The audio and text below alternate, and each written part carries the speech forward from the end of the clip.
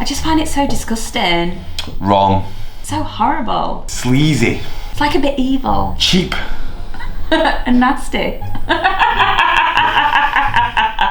What are we on about, guys? We are on about Deal sourcing. So many people think deal sourcing is a bad thing in the industry. It's got a bad reputation. Why is that, do you think? I think because there's so many people out there doing it and doing it wrong. So let me explain what I mean by that. When people want to get involved in property, you don't need money to get involved in deal sourcing.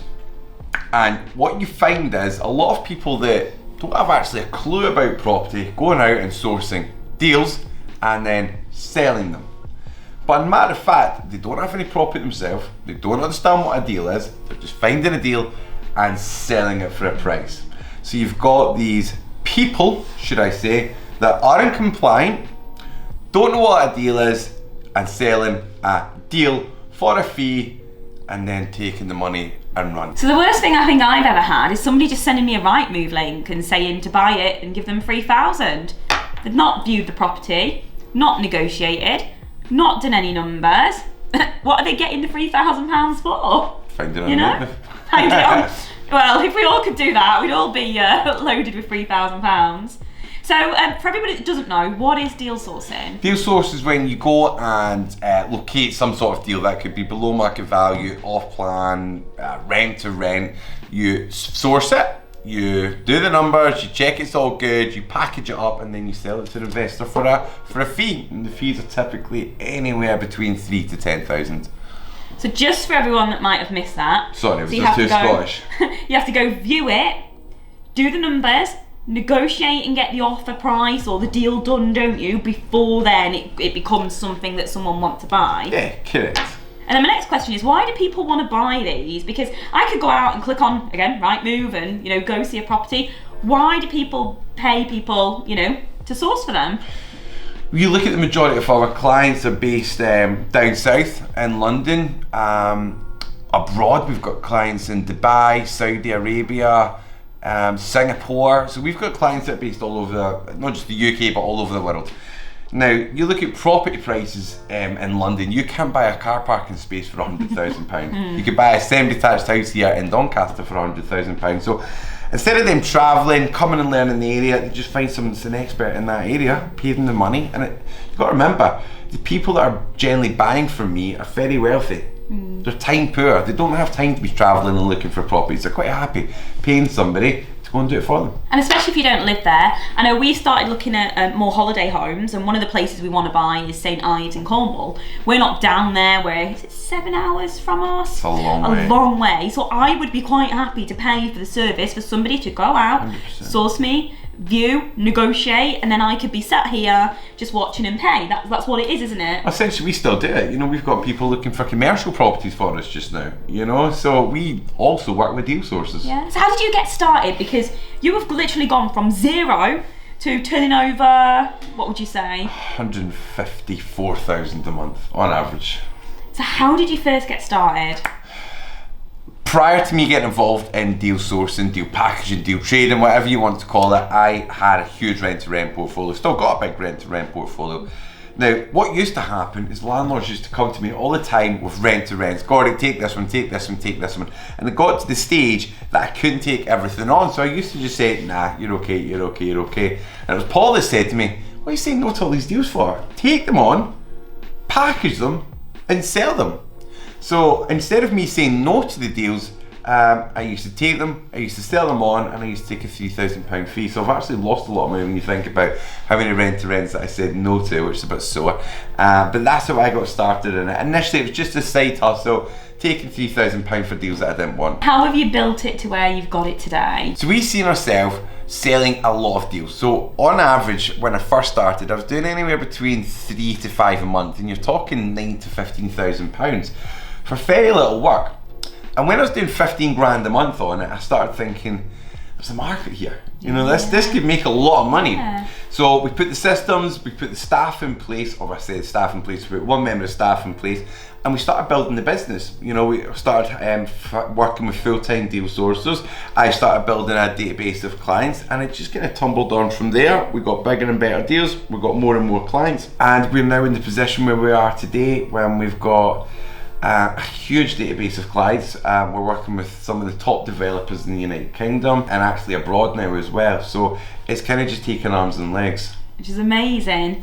And nowadays you have what you call investment opportunities evenings, where you, instead of sending these deals out one by one, you'll basically have a bit of a online seminar where you'll talk about each deal and give people an option to buy. A little bit like an auction, isn't it? But it is like an auction. And just to be clear, the online investment evening, it's not a training evening. You know, it is for serious property investors that are looking to buy. We give some educational stuff on the deals that we're selling, but it is an investment evening, so it's kind of a clue. Okay, so it's not educational as such. But yeah, we hold 2 investment evenings a month when we showcase the deals that we've got available, from rent to rents to development opportunities to commercial to below market value to rent to buy. We've got something amazing coming up with regards to student lets and developments in Brentwood, Newcastle and Liverpool over the next few months, which I'm very excited about as well. Which is awesome. So anybody that's looking at you and thinking, oh my gosh, look where you are, look how you've done this, what would you say to anybody wanting to get started? Understand property first. Don't go into this market thinking you can just go and make a quick £3,000, because can you? Yes. Are you going to last long? No.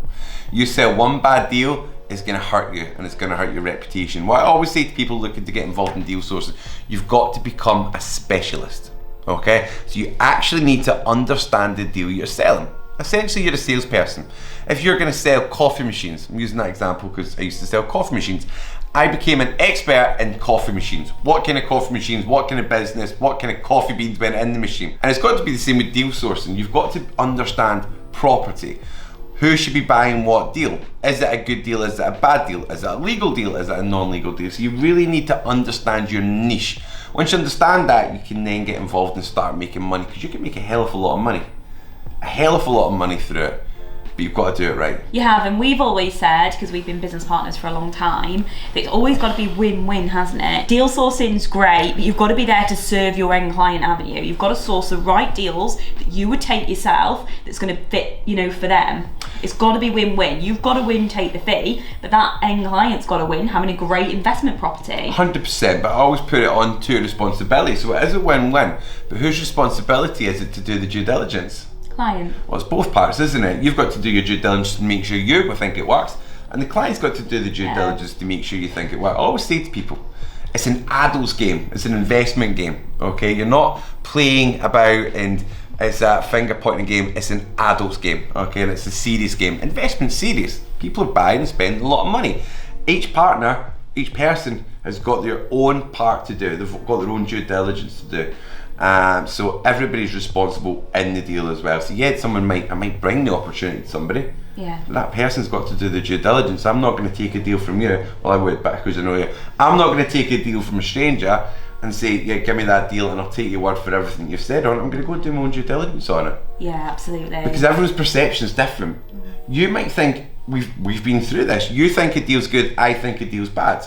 And we've both got different reasons on why we think it is, because it's perception. Yes. Yeah. But it depends. Are you going for ROI? Are you going for yield? Are you going for cash flow? Are you going for equity growth? And different people think different things, and there's nothing wrong with that. Paul and Annika might disagree with the deal that me and you think is really good, and it's happened in the past. So it's all perception on what those people want. And I suppose Diamond Estates becomes part of their power team, doesn't it?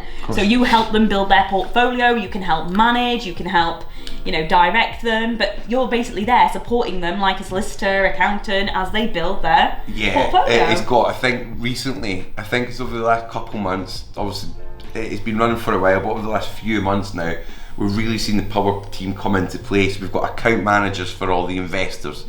We've got a lettings agent to manage the lettings property. We've got solicitors that can deal in student lets, which we're currently focusing on just now, commercial property, residential.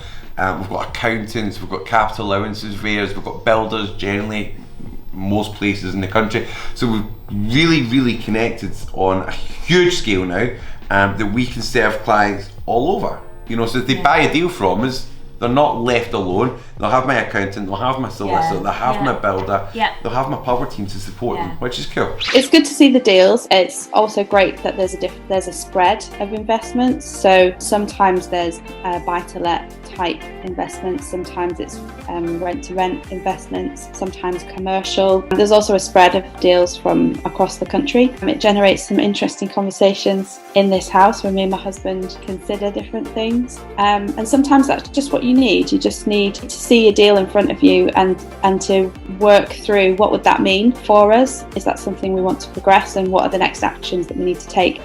So I find that the whole process from start to finish is really useful, because you've got some people that all they do is deal source, but once you've got the property, it's like you're on your own. Whereas with Diamonds, you're not. For instance, you've got Gordon, you've got the team who can rent the properties out for you once you've got them. They can also help you source builders and the whole way through. And I got this deal and I just looked at it and I thought, oh yeah, that's perfect for me. It ticked all the boxes of everything I needed to do, and so I went with it. There was a couple of other deals that came through which weren't right for me, and then the next deal that came through was the block of 4 flats, which again was perfect for me. Once it's up and running, I'm thinking profit would be about £700-800 a month on this one building. Then there's the other one, but I think that one's bringing in about 17,000 a year. One of the big things we've not really touched on yet is the compliance side. So this is where a lot of people go wrong. They buy deals from deal sources that are not compliant. So to do this game properly, you have to be fully compliant.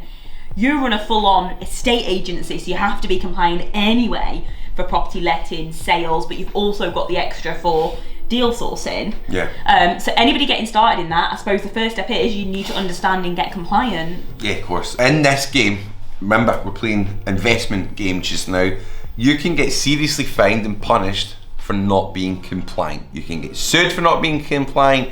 You're not protected if you're not compliant. So the first thing, never mind understanding the deals, you need to understand what compliance you need to be able to become a professional deal sourcer. For me, and those of you that have followed me for the last couple of years on YouTube, I've used deal sourcing as a quick, easy way to just make extra cash. And when I first started property investing, I was so nervous about getting something wrong, going for a deal, finding the money, that the first couple of deals I actually found and negotiated, they were really good deals. I just didn't have that push, or I didn't have the investor lined up to actually help me buy it. So they were deal sourced, or I can't tell you the difference just being able to deal source that and make £3,000. It's serious money.